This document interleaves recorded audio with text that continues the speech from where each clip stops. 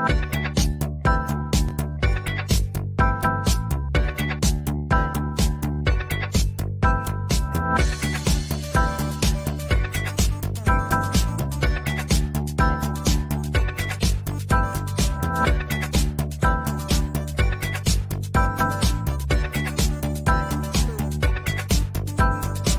comigo. Olá, meus amigos, minhas amigas, boa noite. Tudo bem com vocês? Hoje nós teremos mais um Conversas Impertinentes e hoje nós vamos conversar sobre a CPI da Covid, avanços e perspectivas. Coloca aí o slide, Gustavo. Nós temos vivido desde o ano passado esse desafio no planeta e, de modo particular, nós temos enfrentado também aqui no Brasil. Todos os municípios brasileiros, impactando a vida de todas as pessoas, e com isso nós temos tido avanços ao longo desse período, tanto no enfrentamento como nas relações entre o Poder Executivo, o Poder Legislativo, o Poder Judiciário, e também com a própria adesão da população às medidas de proteção. Eu sei que já é uma conversa chata, uma conversa que ninguém já aguenta mais, mas é oportuno que nós consigamos dar uma parada para que a gente consiga identificar ao longo desse percurso os avanços que nós tivemos e as perspectivas que nós alcançamos.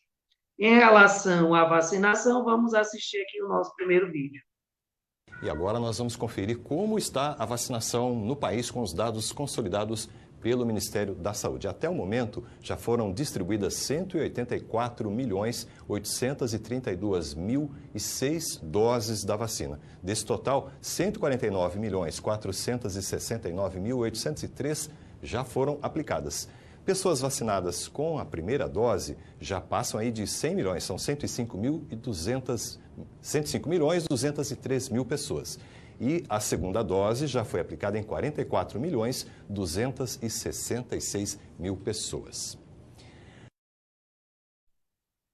É isso aí. Nós observamos, neste vídeo, que nós tivemos uns avanços importantes no Brasil em relação à vacinação.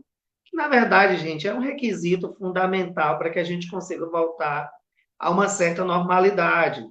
Nós temos enfrentado ao longo desse período no Brasil vários posicionamentos acerca do enfrentamento da pandemia, desde o que se convencionou a chamar de os negacionistas aos cientistas ou aos científicos, que afirmam desenvolver ações ou pensar o planejamento acerca do enfrentamento da pandemia a partir da ciência. Então, isso às vezes nos deixa assim, reflexivo e pensativo, como que a gente lida com a questão da vida sem considerar efetivamente, do ponto de vista da saúde, as questões primordiais que são as práticas clínicas, a pesquisa científica em relação à produção de medicação, a produção da vacina, que em tempo recorde na história mundial se conseguiu produzir a vacina contra a Covid, e dizer do desafio que a humanidade enfrentou ao longo desse período e impactou, com certeza, em todas as nossas vidas, mas o importante é que nós estamos conseguindo superar com muita determinação, mesmo diante dos conflitos, das diversidades de ideias e de pensamentos, sobre como nós devemos lidar com a Covid, nós conseguimos avançar nessa situação hoje da vacina. Quase mais de 50% da população brasileira já se encontra vacinada com a primeira dose, e menos da metade, em torno de 25% dessa mesma população, já está vacinada com a segunda dose. Ainda temos uma lentidão em relação à vacinação da segunda dose, né? Inclusive, tem locais no Brasil que não tem vacina, cidades suspendendo aí a aplicação tanto da primeira dose como da segunda dose, pela ausência de vacinas, mas isso representa, ao mesmo tempo, não é, um compromisso da sociedade de pautar o próprio governo federal, que é responsável, através do Plano Nacional de Vacinação, de fazer a aquisição de vacinas que sejam suficientes para atender a população. O que é estipulado pelos cientistas no mundo inteiro, para que se tenha uma certa normalidade na sociedade, deve-se ter pelo menos 70% da população vacinada. Nós já temos alguns dados importantes no país, em cidades que estavam com um índice grande de contaminação, com a vacinação da população dos idosos e seguindo, né, as faixas etárias, houve uma redução significativa da propagação do vírus, portanto, da contaminação, e da utilização das UTIs, das unidades intensivas, nas unidades hospitalares, né?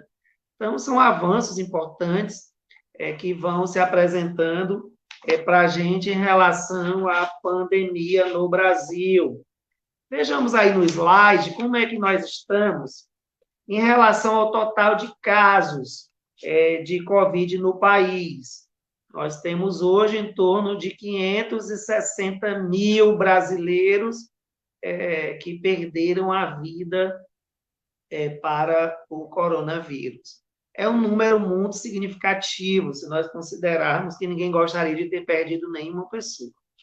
Então, o Brasil demorou muito para se ter medidas efetivas, mais consistentes.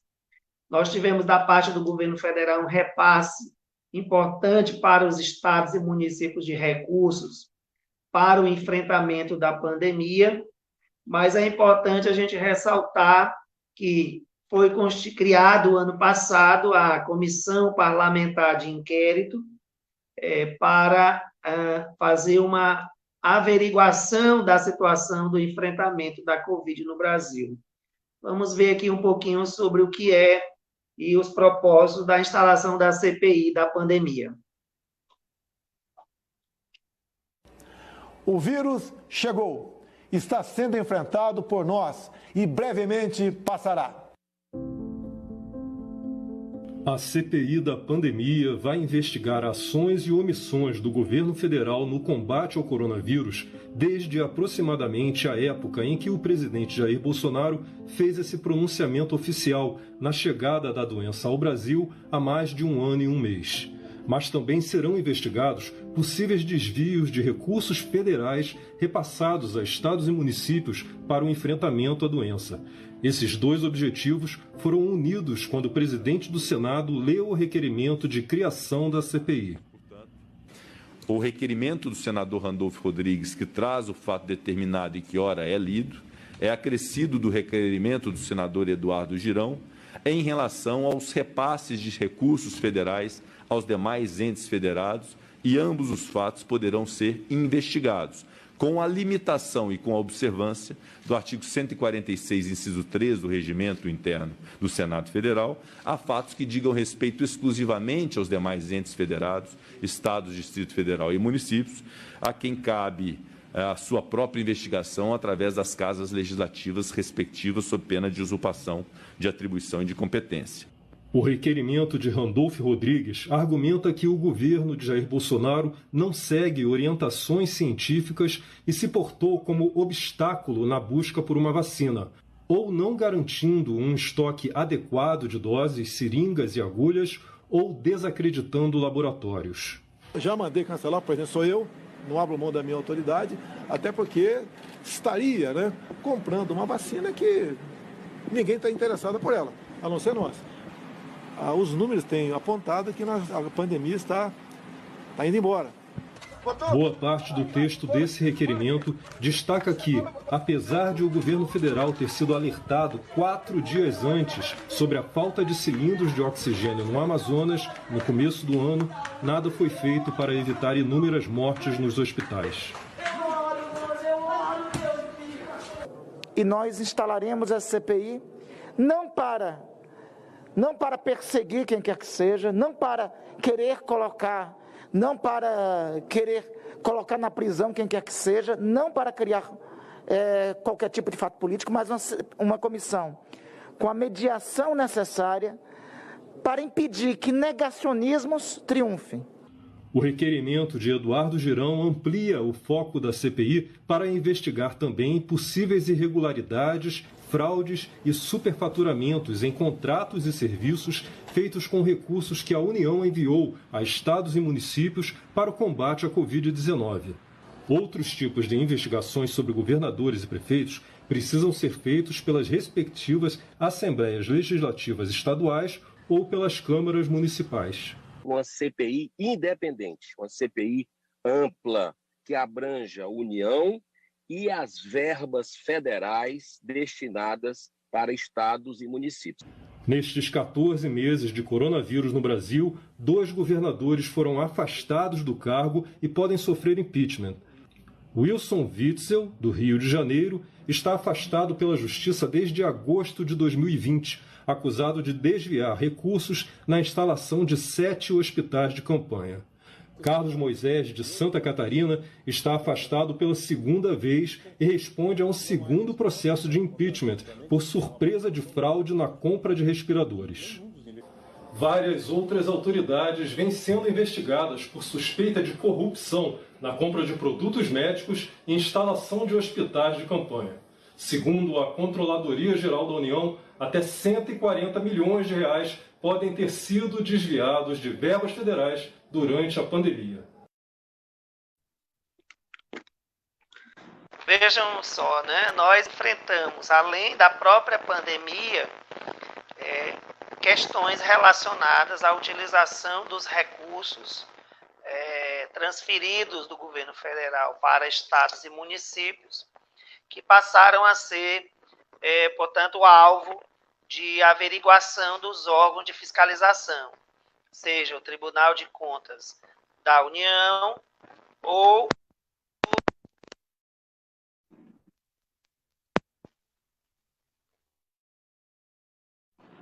Ministério Público e além da CGU. É importante ressaltar aqui que no início da pandemia, no ano passado, se nos defrontamos com uma realidade de aumento de preços de muitos itens, em razão do fechamento do setor industrial no mundo inteiro, do setor produtivo. E isso fez com que vários itens que não eram tão utilizados na área da saúde fossem demandados de tal maneira que o preço elevou. Então, muitos gestores tiveram que lidar com essa realidade. Então, é uma situação que precisa ser muito ponderada na avaliação dessas denúncias, dessas questões relacionadas à utilização dos recursos. Sem considerar também questões relacionadas a desvio de finalidade, da utilização dos recursos, dentre outros, cabendo, portanto, às instituições responsáveis por fazer o controle social, monitoramento, avaliação e a tomada de decisão em relação judicial desses fatos, precisam ser feitos. De tal maneira que no Brasil nós chegamos à necessidade de se constituir no âmbito federal uma CPI, a Comissão Parlamentar de Inquérito, composta pelos senadores da República. Inicialmente, ela não houve uma decisão efetiva no Senado Federal e precisou ser judicializada. E o STF tomou, portanto, a decisão da validação para a realização da Comissão Parlamentar de Inquérito. Como vocês verificaram bem aí no vídeo, as explicações acerca da necessidade de identificar as questões relacionadas ao enfrentamento no Brasil, a questão dos recursos públicos, a aquisição de vacinas e a utilização de forma adequada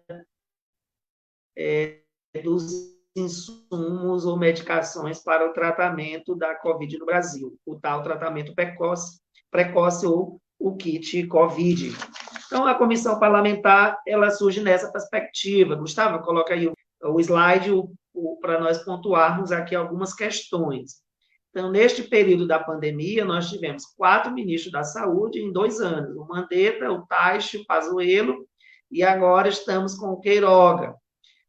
As medidas de proteção, pautadas pelos estados e municípios, inclusive judicializada em razão das dificuldades de entendimento da forma de tratar essa questão entre estados e municípios e governo federal. O STF se posicionou afirmando as competências tanto do governo federal como estados e municípios e as devidas autonomias.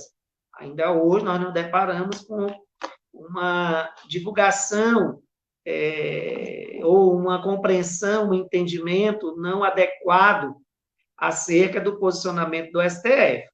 O STF deixou muito claro que tanto estados como municípios têm competência de tomar e decidir sobre medidas adequadas à sua realidade, cabendo, portanto, ao governo federal coordenar essas ações e dar o suporte técnico, estrutural, de insumos e financeiro para que estados e municípios, portanto, pudessem e possam seguir enfrentando a pandemia. Sobre a coordenação, portanto, sob a liderança do governo federal. A questão aí está em que medida você consegue fazer uma liderança ouvindo os governadores, os prefeitos. Isso é um grande desafio democrático que foi colocado desde o início da pandemia e afirmado, então, pelo Supremo Tribunal Federal. Há vacinas, as demoras na aquisição da vacina, em razão de questões contratuais, de itens do próprio... De tal maneira que, como nós vimos aí nos discursos, houve no Brasil uma demora na aquisição dessa vacinação, na aquisição das vacinas.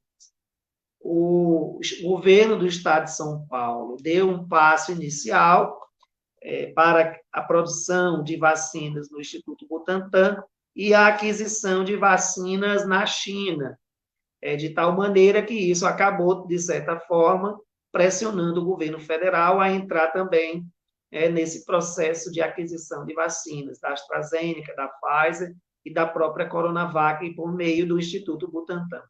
Nós enfrentamos nesse período as diversas concepções acerca da forma de lidar com as terapêuticas do tratamento dos pacientes com Covid e a perspectiva de que haveria um certo conjunto de medicações que possibilitaria um tratamento precoce, um debate que chegamos aí num nível tão complexo, dividindo, inclusive, a classe médica, os próprios profissionais da saúde em relação a isso. De modo particular, o kit COVID, que era a hidroxicloroquina, e a ivermectina, algo que ainda no mundo há um debate. O Brasil, durante muito tempo, se debateu acerca do kit COVID, do tratamento precoce e do uso da hidroxicloroquina. A questão da crise do oxigênio, portanto, crise de insumos básicos nas unidades de saúde, a crise do oxigênio de Manaus, que levou, portanto, à morte de muitas pessoas ali, em decorrência da falta de oxigênio. E, posteriormente, a necessidade, pelo alto índice de infecção e a falta de estrutura, encaminhamento de pacientes para outros estados. A questão da medicação, relacionada principalmente aos itens necessários para a realização da intubação de pacientes, um outro grande desafio vivido no Brasil. A questão dos equipamentos de proteção individual disponíveis para todos os profissionais nos serviços de saúde. O papel da Anvisa na autorização das vacinas. Há um grande questionamento pautado aí na CPI sobre a demora na autorização das vacinas, inclusive da Coronavac. Há um certo entendimento de que a própria Anvisa teve um processo muito demorado para a liberação desta vacina. O papel importante do Instituto Butantan com a produção da Coronavac, a questões relacionadas à compra de vacinas da Covaxin, na Índia, né, através da Precisa Medicamentos, um grande enfoque em relação à aquisição dessas vacinas, com denúncia de possível corrupção. Da mesma forma, a aquisição da vacina AstraZeneca, através daquela empresa americana, com envolvimento, inclusive, de pessoas ligadas ao próprio Ministério da Saúde. As investigações em estados e municípios acerca de verificação de possíveis práticas de corrupção. Então, vamos aqui, seguindo o nosso slide, acompanhando aqui uma fala do reverendo Hamilton, agora muito recentemente, o fundador da Secretaria Nacional de Assuntos Humanitários, em que ele assume, de fato, a culpa em relação a supostas irregularidades envolvendo a negociação de 400 milhões de doses de vacina AstraZeneca com um preço supervalorizado. Vamos acompanhar aqui o vídeo. Na volta do intervalo, foi a vez dos outros senadores inscritos fazerem questionamentos. Primeiro, pediram ao reverendo Hamilton de Paula esclarecimento sobre os vínculos entre a entidade que ele preside e instituições renomadas de direitos humanos. O senhor diz em alguns documentos que a sua associação, que a sua secretaria, sua associação, né? Ela é credenciada, tem um documento aqui que o senhor diz, Secretaria Nacional de Assuntos Humanitários, uma organização sem fins lucrativos e de apoio humanitário, com atuação em mais de 190 países, reconhecido pela Organização das Nações Unidas e pela Confederação Nacional dos Bispos do Brasil. A sua associação é reconhecida por essas instituições? A Senar está dentro de uma plataforma da ECOSOC, Não, mas você está dizendo aqui que ela é reconhecida pela CNBB. Ela é reconhecida pela CNBB? Não. Mas senhor. como é que o senhor assina uma carta dizendo que ela é reconhecida pela CNBB? Aí acho que tem A sua instituição tem parceria com a Conselho Nacional de Justiça? Não, eu tenho parceria com o Instituto Liberty, que tem parceria com o CNJ. Mas em documentos o senhor dizia também que tinha parceria com o Conselho Nacional de Justiça. O Conselho Nacional de Justiça, por ofício, já comunicou que não tem nenhuma parceria com a Senar. Ele já comunicou e nós retiramos. Aí enviamos um e-mail para o Instituto Liberty. O senhor pertence à ONU? Tem algum contrato com a ONU? Faz alguma coisa com a ONU? Nós participamos da plataforma ECOSOC. Que é um cadastro. Que é um cadastro, mas muito rigoroso, porque você tem que alinhar o estatuto e tem que trabalhar com a demanda paz mundial, a cultura paz mundial. Eu estive em Israel. Mas isso lhe dá o direito de colocar o brasão das Nações Unidas nas suas correspondências? O senhor tem uma autorização expressa para isso? Autorização expressa, não. No momento em que os senadores governistas faziam perguntas ao depoente, Hamilton de Paula se emocionou. Assumiu ter culpa nas supostas irregularidades envolvendo a negociação dos 400 milhões de doses da AstraZeneca com preço supervalorizado e pediu perdão aos brasileiros. Se arrepende? Foi vítima? Partícipe? Qual o seu real papel em tudo isso? Eu abri a porta da minha casa num momento assim que eu estava enfrentando a perda de um ente querido da minha família e eu queria vacina para o Brasil.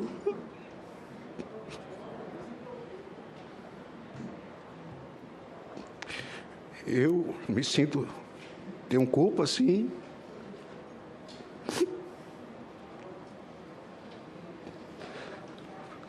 Hoje de madrugada, antes de vir para cá, eu dobrei os meus joelhos, orei. Omar. E aí eu peço desculpa ao Brasil.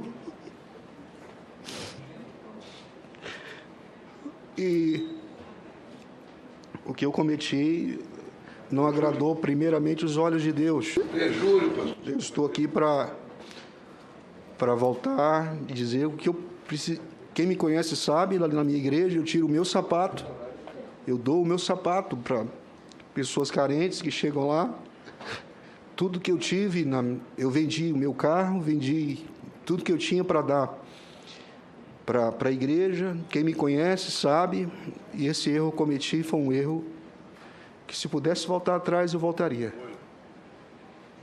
Eu peço perdão a todos os senadores, a todos os deputados, e o que eu puder fazer para melhorar a vida de alguém. Jamais fraudei ou tirei algo de alguém. Estou aqui para contribuir com o Brasil sempre. Reitero que toda a narrativa construída em torno dessa negociação é uma narrativa que tem como foco tentar desqualificar o governo, ainda que reconheçam que não tenha havido um ato administrativo que possa ser apontado como ato de corrupção, como ato de ilegalidade. Porque o sistema de compliance do Ministério da Saúde funcionou bem. O sistema de controle interno do Ministério da Saúde funcionou bem. Diferente do que aconteceu em outras épocas desse Brasil tão recente e que os brasileiros não têm memória curta. Há uma diferença entre o Brasil de ontem e o Brasil de hoje. Esse vídeo ele é emocionante, né? Eles nos chamam a atenção do nível de, vamos dizer assim, de envolvimento de organizações e pessoas, alguns até de boa vontade, e outros, sem dúvida, com interesses escusos, na aquisição ou na tentativa de aquisição de vacinas para a população brasileira. É um desafio grande de tentarmos compreender a situação deste reverendo. Nos parece uma boa intenção, mas precisa ser apurado, e ele assume aí a culpa, né, a responsabilidade dos equívocos, conscientes ou inconscientes, em relação a esse processo.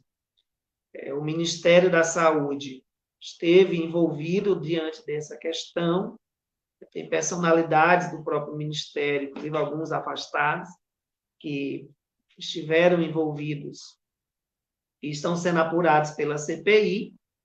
Esperemos que isso fique muito, muito bem claro.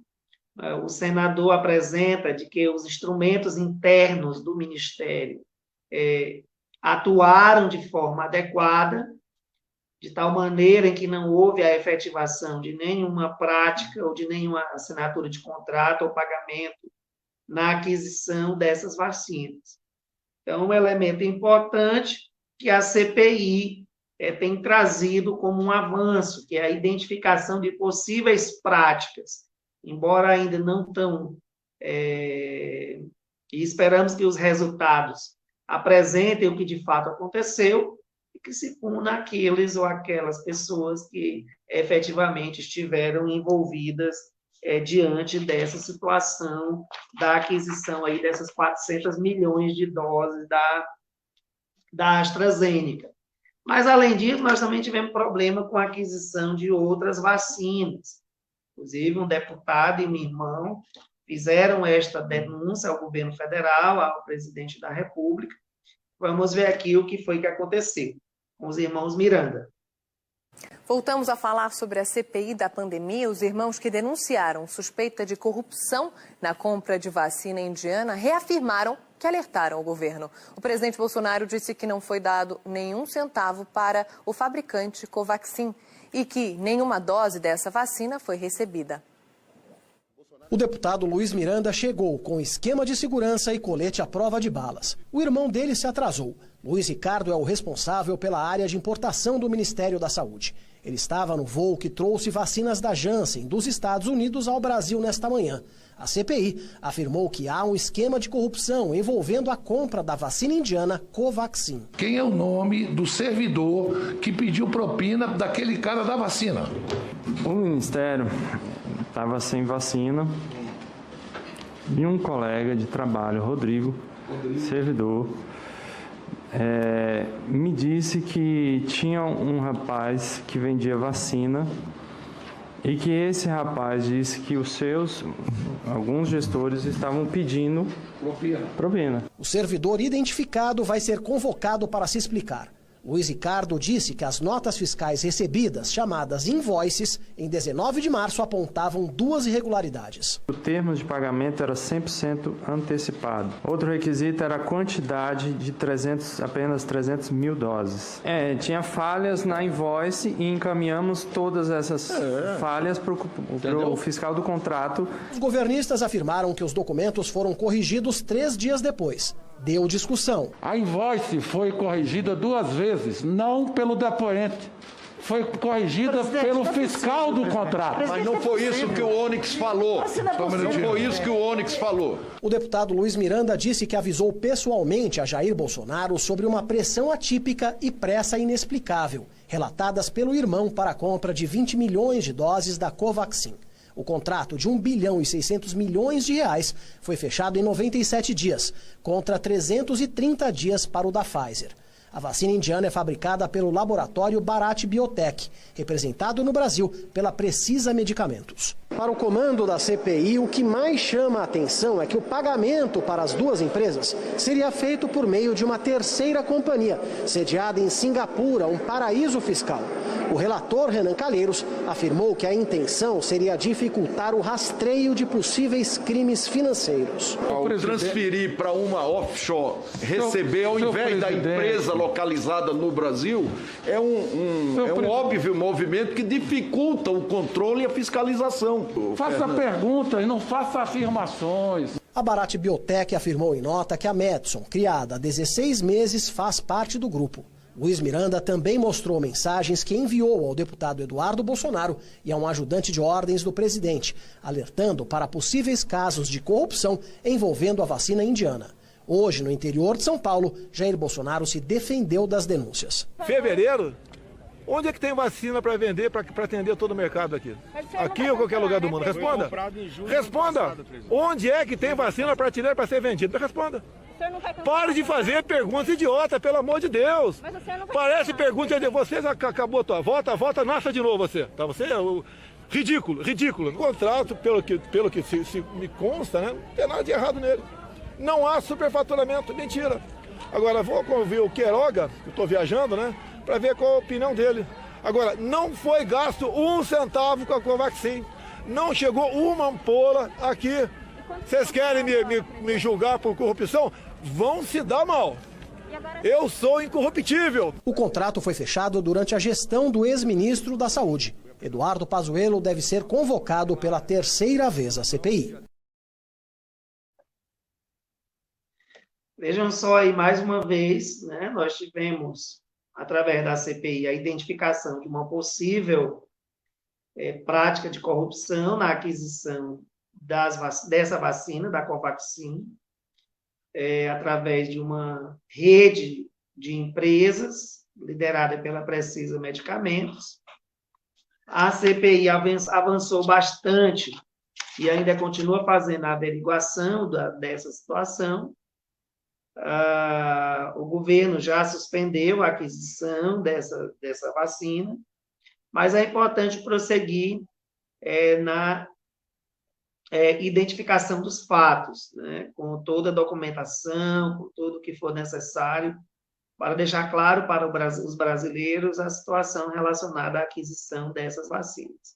Eu prefiro crer que, de fato, não tenha tido intencionalidade em relação a possível corrupção em relação à aquisição das vacinas.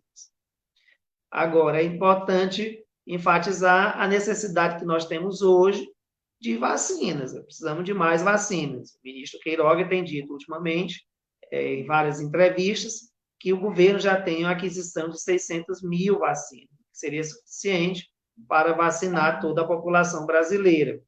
Mas o que nós estamos vendo no momento é a falta de vacina para a segunda dose e ainda para a primeira dose em várias regiões do Brasil. Alguns municípios, inclusive, suspendem a aplicação de vacinas ou reduziram a quantidade de dias para essa aplicação. Já estamos, como eu falei no início, com quase um pouco mais de 50% da população vacinada na primeira dose e em torno de 20% na segunda dose. E sabendo que, efetivamente, para a imunização, é preciso que se tome as duas doses. Enfatizando aqui que a Janssen é a única vacina que se toma apenas uma dose. Então, nós temos ainda esse desafio, que isso seja um resultado importante do trabalho da CPI, inclusive com a aquisição de vacinas, né, para a população. Mas um item importante nesse processo da CPI tem sido a ampla participação das pessoas no acompanhamento das sessões da CPI. A própria realidade da pandemia mobilizou as pessoas para a necessidade de ter um controle social acerca da política de enfrentamento ou da ausência da política de enfrentamento da pandemia no país. O que temos identificado é uma grande participação, inclusive com perguntas, né, enviando e-mails e interagindo com os senadores, membros da CPI, acerca das questões que estão sendo levantadas. Vamos assistir mais um vídeo. A CPI da pandemia atraiu as atenções do Brasil para o Senado Federal. De olho na TV Senado, o cidadão também quis participar com perguntas e sugestões aos senadores da comissão. O cidadão pode participar das audiências públicas da CPI enviando perguntas para o programa E-Cidadania, pelo telefone e pela internet. Em sessões normais da CPI, os internautas têm enviado mensagens direto para as redes sociais dos senadores. A média histórica de perguntas recebidas pelo programa E-Cidadania subiu de 32 para 58 nas audiências públicas. Nas duas audiências realizadas pela CPI, a média de participações foi de 278 perguntas. Na primeira audiência, com participantes contrários ao tratamento precoce da Covid-19, foram registradas 369 perguntas, algumas delas lidas pelos senadores. O governo ou o próprio presidente da República pode adquirir medicamentos que ainda não têm comprovação científica. Na segunda audiência, os especialistas que defendem o tratamento precoce receberam 160 perguntas. Quantos casos de reações adversas, arritmias, óbitos por algum desses medicamentos? A participação popular em uma CPI é fundamental para o fortalecimento da democracia e a fiscalização dos homens públicos. Essa participação é legítima e necessária. Ela se aproxima, conversa, dialoga, faz um bom debate entre a sociedade e o legislativo. Os maiores recordes de participação popular no Senado foram, em abril de 2018, na audiência pública da Comissão de Transparência sobre o Sistema S, quando foram recebidas 2.400 perguntas de 1.574 participantes. E em junho de 2019, quando a Comissão de Constituição e Justiça ouviu o então ministro Sérgio Moro sobre a Operação Lava Jato. Foram 1.721 perguntas feitas por 555 pessoas. A participação popular é imprescindível, não só nas eleições, principalmente pós-eleições, durante o mandato de cada parlamentar. Hoje ela pode falar diretamente com o senador, hoje ela pode falar diretamente com a comissão ou fazer uma boa participação como no E-Cidadania. A equipe do programa E-Cidadania acompanha todas as audiências públicas para destacar o momento em que o senador lê a pergunta dos cidadãos. O link fica marcado nas páginas da comissão e do próprio E-Cidadania. Nós registramos no portal o momento exato em que cada uma dessas perguntas é citada ao vivo pelos senadores ou autoridades presentes. E assim o cidadão pode clicar em um botão e carregar o vídeo no momento exato em que o nome dele foi citado. As pessoas que enviam perguntas recebem um e-mail com o link e podem imprimir uma declaração de participação. Essa declaração muitas vezes é utilizada por universitários para ganhar horas complementares como atividades extracurriculares. Então vejam só que importante essa ampla participação da população no acompanhamento da CPI da Covid. Isso reforça que a Comissão Parlamentar de Inquérito ela tem um papel importante, inclusive dentro da própria política de enfrentamento à Covid no Brasil, porque ela representa um movimento do próprio Poder Legislativo que consegue aglutinar, através dessa agenda investigativa, o interesse da população nos resultados. Obviamente que as pessoas estão ali pautadas nos resultados. Desde os que são favoráveis à CPI, porque entendem a sua importância, e os que são contra, que também oportuniza aqueles que são contra averiguar várias questões que não estão assim muito evidentes na própria defesa do governo. Então, não se trata apenas de ser uma questão de a favor ou contra o governo, mas se trata de uma questão de apuração de fatos, de realidades muito objetivas e precisam ser, como é que eu posso falar, que precisam ser analisadas e, ao final, oferecer à população um resultado que seja condizente com os propósitos da própria CPI. O Data Senado, que é o Instituto de Pesquisa do Senado, fez uma pesquisa e apresentou os resultados no dia 17 de julho passado, apresentando que 73% dos brasileiros conhecem a CPI da pandemia. Isso é muito importante. Reforça, de fato, a importância dessa CPI. Por mais que se digam, da parte dos que são contra a CPI, de que ela não tem um papel significativo na própria condução do enfrentamento, mas os dados apresentam o contrário. 73% da população tem conhecimento da CPI e ainda reforçam a sua opinião acerca da criação da CPI, se ela é importante, muito importante, pouco importante ou nada importante para o país. 66% dos entrevistados apresentam que a CPI é muito importante para o país. E, de fato, tem sido, porque nós temos tido mudanças importantes na própria condução do enfrentamento da pandemia pelo governo federal, pelos governos estaduais e pelos governos municipais, inclusive no sentido de focar nas questões que são mais essenciais, como as medidas de proteção, o uso de máscara, que é uma questão que se tornou uma polêmica nacional, usa, não usa. É uma questão científica, é uma questão de proteção da própria vida, e nós temos visto significativamente que as pessoas estão utilizando com menos resistência. E aqueles que ainda resistem, inclusive nós temos denúncias de situações de violência, né, gente? É um absurdo isso,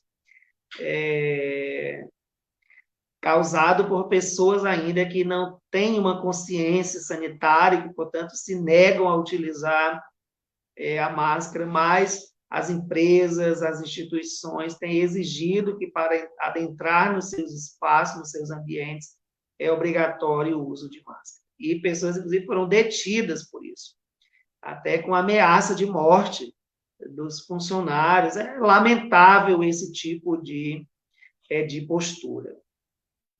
Graças a Deus, isso não mais condiz com a realidade da maioria dos brasileiros, que compreenderam a importância. E mesmo com a vacinação, que não tem eficácia de 100%, nós precisaremos seguir utilizando os instrumentos de proteção. O senador Omar Aziz, questionado acerca dos resultados da CPI, relatou um pouco sobre a questão da possibilidade de resultar no impeachment do presidente. Vamos assistir mais um vídeo? No dia 28 de abril, o senhor afirmou à CNN Brasil que essa é a CPI das CPIs e que não vai acabar em pizza. A propósito, o senhor tem demonstrado aí ser um frasista, fazer boas frases de efeito, né? Mas todo mundo quer saber dos resultados dessa CPI da pandemia. Se a comissão identificar que houve responsabilidade do governo federal nas mais de 400 mil mortes, seja por atos ou omissões, a culpa foi do governo federal? Se esta for a conclusão da CPI, isso será motivo suficiente para um processo de impeachment contra o presidente Jair Bolsonaro? Eu não sou adivinho. Eu posso até, às vezes, fazer algumas frases, mas eu trabalho muito. Eu uso a teoria e a prática. Quem me conhece sabe isso. Agora, que não vai dar impeachment, não dá. Até comportamento já está sendo mudado depois que a CPI foi instalada. Se você perceber, se você tiver uma boa lembrança do comportamento do governo em relação à vacina há um ano atrás, dizendo que quem tinha que impor condições para trazer vacina no Brasil, porque o Brasil tinha um poder econômico, um grande número de pessoas para consumir, era o Brasil. Não aceitava imposição nenhuma para trazer a vacina que salva vidas. Você viu agora, sexta-feira, o ministro Queiroga fazendo um apelo. Veja bem, você sai da soberba, depois da CPI, para a humildade. E aí não é frases, não. Aí é ação. Você sai da soberba para a humildade. Quando o ministro Queiroga faz um apelo à Organização Mundial de Saúde para mandar vacinas para o Brasil. Não fez nenhuma condição, ele está fazendo um apelo, humildemente, o doutor Marcelo Queiroga pedindo para a Organização Mundial de Saúde mandar vacinas para o Brasil. Agora, vários estados brasileiros, por causa da soberba de alguns, não têm a segunda dose, ou por falta de planejamento, que pode ocorrer até dessa pessoa que tomou a primeira dose, o tempo se esgotar para tomar a segunda dose e você não sabe nem quais são os efeitos disso. Então, não é frasista. São situações que você tem que linkar uma coisa a outra para poder chegar numa conclusão. Duas coisas aconteceram na última sexta-feira. A Anvisa fez uma coletiva para justificar a não aprovação da Sputnik. Até então, eles não davam satisfação nenhuma. Até para aprovar o Coronavac, foi o dia todo, num domingo, com discursos inflamados, queremos o melhor para o Brasil e tal, e na prática demora. Aí, a segunda boa notícia é o ministro Queiroga, humildemente, pedindo vacina para o Brasil. Não interessa, o que nós queremos é vacina. Se for pedindo, se for doação, se for para comprar, a vacina se faz justiça. A justiça salva vidas com a vacina, com as duas doses. É isso que a CPI vai perseguir o tempo todo. Agora, em relação a conclusões, é muito precipitado, uma investigação que nem começou ainda, a gente falar em punições a alguém, e muito menos falar em impeachment. Isso seria uma irresponsabilidade política, social, para com o Brasil, a gente tocar num assunto desse. Eu vou passar para a Júlia, mas só para entender, o senhor atribui simplesmente a instalação da CPI, essa mudança de discurso e de tom do governo? Não, Vera, eu não atribuo nada, eu vejo na prática o que está acontecendo. Até um mês atrás não se falava nisso. Certo. Júlia, não se falava. Eu estou falando na prática o que está acontecendo. Eu não estou supondo, eu vi, aconteceu. Ou é realidade ou não que o Brasil, há um ano atrás, impunha condições para comprar uma vacina e agora está pedindo doações. Não tô. Eu acho que o senhor conclui bem a mudança de tom. Só queria saber se o senhor atribui isso à instalação da CPI por medo do governo de alguma maneira.